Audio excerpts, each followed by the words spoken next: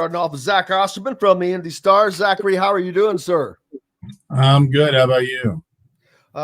Just looking forward to ending the week, but unfortunately it doesn't really end. We head to Indianapolis tomorrow for Indiana taking on daggone it, I'm drawing a blank. Indiana playing Louisville tomorrow in Lucas Oil Stadium in a game that it's not a make or break game, but it's half of a make or break game. I'm kind of lost for how to describe it, but this is a game that can send Indiana on a momentum run of sorts, or it could put another dent in the schedule. No, I think it's the first of the games that I think you look at if you're Indiana and you feel like it's an opportunity, but in the same breath, it's also a game that you kind of, you're only going to get so many of those opportunities in a season. And, this is a little bit simplistic, but, if you can't beat Louisville, then you probably start to sort of tell yourself, well, what about Michigan on the road? What about Penn State on the road? We could probably go ahead and cross those off if we couldn't before. I don't know. Why is my camera not on? There we go. I'm not sure why I didn't turn that on. Anyway, and you just start to pare down sort of those swing games that we talk about every year that are the difference between finishing 4-8 and 8-4. How many of those, not necessarily coin toss games. I think Indiana is a justifiable underdog in this game. I think it'll probably be an underdog going to Maryland, and that's understandable. But games where it's not hard to imagine the game finishing within one score in either direction. And then it's just kind of about, you think about, for example, that 2019 season when Indiana goes to the Gator Bowl, it wins basically every one of those games. That team lost heavy to Michigan. It lost by I think it was down 3 to Michigan State. Then there's that fumble at the end of the game. It lost heavy to Ohio State. It lost by 7 to Penn State, but really was kind of chasing that game by a couple scores for most of the second half. But, wins by a touchdown at Nebraska, wins by 6 points at Maryland, wins by 3 points at Purdue, and there's your season. That's your difference. This is one of those sorts of games, and I just think that, from Indiana's perspective, you're going to have a finite number of them every season, of course. You've had a couple of encouraging weeks here. I don't think anybody's out over their skis, but I think Indiana's optimism around certain elements of its team profile have been justified and maybe validated through these first couple weeks. And now you get a big test, the likes of which, if you were able to win this game, would maybe open the road to you having, 3, maybe even 4 wins by the time Rutgers comes to town on homecoming. And that's when you get into a back half of the schedule that is obviously a lot more forgiving than the front half. Yeah, and starting with this Louisville game, the defense, not a lot to talk about because they've looked pretty solid. They are going to get tested. The secondary is going to get tested because they have not been tested, and that has been if there's been a question on defense, it's that. I'm not saying that they haven't played well, but this Jeff Brom will put them to the test. He's going to put the entire defense to the test. He's very good and has been good this year already at spreading his offense out, getting his receivers out in space, throwing to those guys. As a matter of fact, their running backs have been some of their top receivers, and they've got good running backs, and they've got a veteran quarterback, although he has started a little bit slow.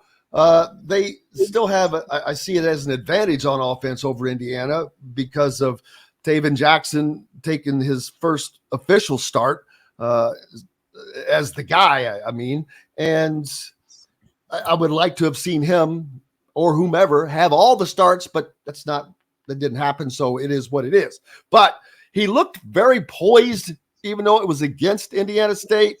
He had a lot of time. He may not have that much time this week, but he did look very poised, and he's dangerous if he has to tuck the ball and run. Yeah, I think the big thing for me with Indiana, with just kind of this matchup, is basically this is maybe going to be the best test with respect to the fact that Ohio State was probably keeping a lot of things pretty vanilla in week one, of just how much Indiana can limit explosive plays. Indiana's been one of the better teams in the country at explosive plays in terms of sort of like opponent, I guess, explosive plays, if you want to call that, or long scrimmage plays is how CFBstats.com defines them. Indiana is tied for 9th in the country in terms of fewest plays of 10-plus yards. They're tied for 8th in terms of plays of 20-plus yards allowed, tied for 6th in terms of plays of 30-plus yards allowed. They've only allowed one play of 30-plus yards through their first two games. And listen, I mean, it all this stuff is somewhat relative. We recognize who everybody's playing, and Louisville obviously is coming in off a heavy win, but that was over an FCS opponent as well. And so you don't want to place too much weight. This is another reason why we talk about these games as swing games, is because we're probably looking to a game like this to tell us more about. Sorry, that's the dog. To tell us more about both of these teams and what to think of and what to expect from both of these teams. Louisville's top 30 in the country through 2 weeks in plays of 10-plus, 20-plus, 30-plus, and 40-plus yards. They're top 10, I think, in 20 and 30-plus yard plays. Brom, Indiana will know well. I think Tom Allen has a real level of respect for him, particularly the way he game plans and calls offense and things like that. Tom Allen will know how good Jeff Brom is at basically identifying the guys who need to touch the ball and getting them the ball where they need it. Of course, we think about Rondale Moore, but you can also think about David Bell. You can think about some of the running backs that he had at Purdue. Indiana is going to have to win the line of scrimmage first. You're right. That secondary is going to be tested maybe a little bit, I won't say more than Ohio State, but differently than Ohio State, because I think Louisville will probably open things up a little bit more here. And then Plummer's an interesting quarterback. Like it always felt like he never quite found his legs at Purdue. I think some of that was injuries. If I recall correctly, he was kind of banged up multiple years there. And then he went to Cal last season and passed for 3,100 yards, 21 touchdowns, only 9 picks. He's obviously come back to Louisville to be with Jeff Brom, who recruited him to Purdue. He's done some good. He's had some bad. He threw a couple interceptions in that Murray State game. I do think it's a game where if you're Indiana, I'm not saying Jack Plummer can't beat Indiana, but I think if you're Indiana, you want to get into a situation where you're making him make plays to beat you, and you're not making it easy for him to just kind of give the ball off to all of these explosive players Louisville has. And then if you can get to a point where Jack Plummer's dropping back and he's under pressure and he's making tough passes and he's connecting in tight windows, then you just say, okay, fair enough. We can live with that. But I think what you want is to sort of, close down other parts of Louisville's offense to make Plummer be the guy that beats you or doesn't on Saturday. Yeah, he has not, even though, as you said, I've talked about it a lot, he had a tremendous year at Cal last year. He started off a little slow and sluggish thus far this season, but that's what those first non-con games are for. They put up over 50 points against Murray State. So that helps things. On the other side for Indiana, their offense run by Taven Jackson. He looked poised in that game, and more importantly, Walt Bell opened up the offense. They got their receivers out in space, throwing the ball to them, getting the ball to Jalen Lucas outside of the tackles. And just let him do what he does. Omar Cooper was able to step up. Cam Camper's a question. They have a lot of good pieces on this offensive side of the ball. It's going to start with the offensive line that has been the Achilles heel of this team for the last 3 years or better. I think that's fair. I think the probably the question that Jeff Brom is going to have, if you always kind of get trapped in your own sort of bubble looking at games like this. I think if I'm looking at it from the Louisville perspective and I'm, sort of asking what is Jeff Brom sweating, today, yesterday, tomorrow morning, whatever, it's basically just, I'm not really sure what offense to prepare for what Indiana offense to prepare for. And obviously, you can look at film of David Jackson. You can, Jeff Brom will know him well from his time as head coach at Purdue, having, recruited the state while Jackson was in high school. But you have an Indiana team that has put two very, very different offenses on film in these first 2 weeks. And it's kind of on Brom to answer the question of which of these guys is which of these guys essentially is, or not which of these guys, excuse me, I'm getting lost in my own thoughts here. Which of these offenses is the one that I need to prepare for? Because if it's, you can tell yourself kind of either one. You can say they were keeping it wildly vanilla against Ohio State. They were taking advantage of the new clock rules. They were, just trying to shorten the game and stay as competitive as possible, maybe wear Ohio State down, take advantage of some mistakes. What they did against Indiana State is a lot more resembling what they were a season ago offensively. And, they'll be, that's what to prepare for. But if you don't prepare for the triple, then it can hurt you when you're not Ohio State, when you don't have the athletes in the depth of Ohio State. And if you decide that what you need to be more prepared for is the triple, is what Indiana was doing against Ohio State, you have to go all in on that. You basically have to make all your practices all the time, especially when you've got a couple extra days there, because I think Louisville played on Thursday last week. When you've got a couple extra days there, you've got to decide if you're gonna be like, oh, we're just gonna prepare for Indiana like they're a triple option team. That's all you can do in practice if you do it right. And so suddenly, are you sort of forsaking the other thing? And I'm not acting like Tom Allen. I don't want to suggest Tom Allen played an absolute blinder here, but I actually do think there is real potential for the idea that in pushing his quarterback battle into the season, in almost treating Ohio State and Indiana State in a way like a 2-game preseason, right? And in putting two very different offenses on the field in weeks 1 and 2, he has given himself a real advantage and his team a real advantage going into this game, because I do think Indiana's defense is going to be tested, but this is also going to be a day where Indiana's going to have to score some points. And I don't see a world where, especially in a dome, there's no weather, nothing like that. I don't see a world where Indiana wins this game 20-17. I just think that, listen, I may just be sort of talking myself in knots here, and Indiana's going to lose 35-14, and none of it will matter. But I think there's a world where Indiana has basically given Louisville an impossible question to answer here offensively, and has given itself a real leg up in a game where starting fast, I think, would help immensely. And I'll be honest, I was not sold that the quarterback battle was truly that close. And I've changed my mind. I'm like, gee whiz, I don't think you would have you're not going to be hurting whoever is in that game. We saw Brendan Sorsby come in last week for that one play. He throws a 15-yard dart and then goes right back out. I mean, that's great to have.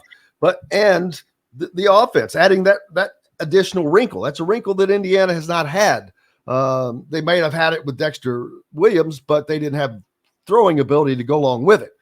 So does this give Indiana that extra wrinkle that the offense has not had but needed, being where they are?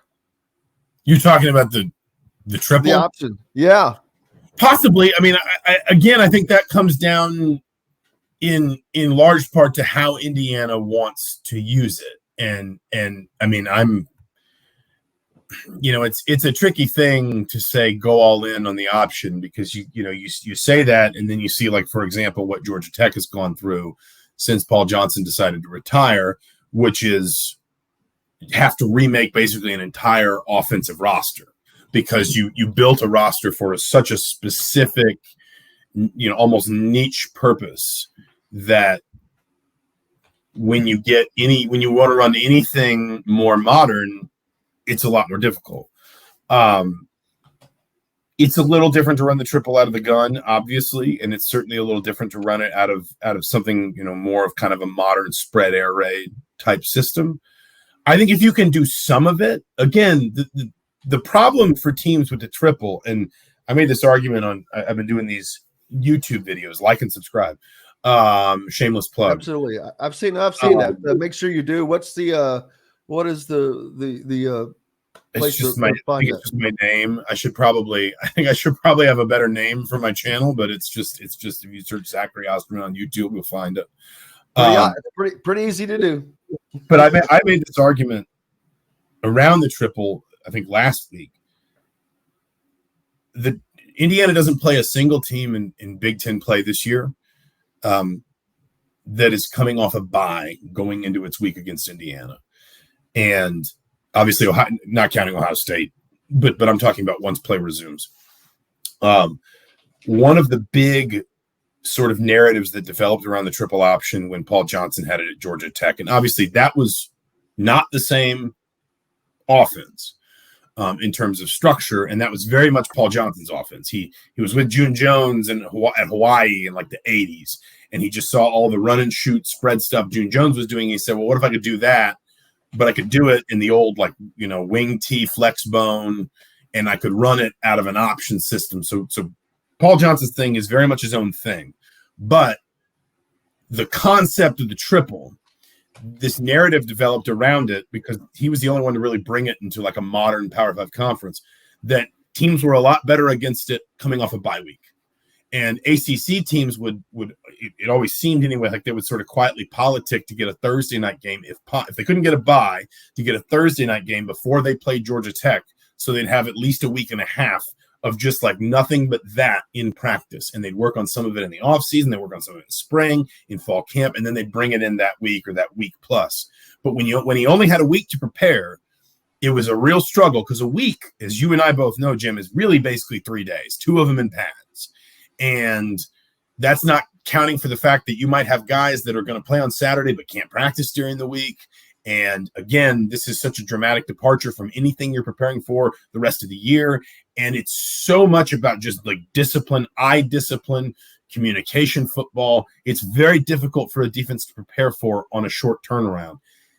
I don't think Indiana necessarily just needs to be a complete triple option gun team, but I think keeping some of that, especially when you've seen that Taven Jackson can run it, and you've seen that it does get your other running backs or a deep running back room, I should say, involved in terms of having maybe multiple guys out there at one time.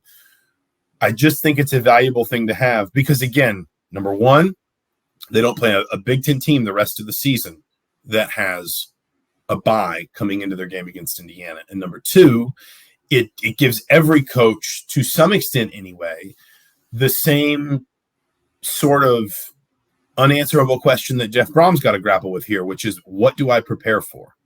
Do I prepare for a team that's going to hit me with a whole bunch of option, try and build eight-minute drives, shorten games? Because you used to watch those old Paul Johnson Georgia Tech games. If Tech got up by 2 scores, the game was over because offensive coordinators would have to just start chucking the ball downfield, knowing they had to rip off these ultra-fast drives because they weren't going to, they'd go most of a quarter without getting the ball back. So do you prepare for that? Or do you prepare for, he's young, but they've got an Elite 11 quarterback and they've got some really good-looking young pass catchers, and that offensive line is not as maybe self-destructive as it used to be. Suddenly Indiana poses some tough questions for opposing coaches with its offense. If it can be a little bit, I think the term coaches would use is multiple like that, and have a little bit of that, sprinkled into maybe some of what we would recognize as more like what Indiana was doing last year.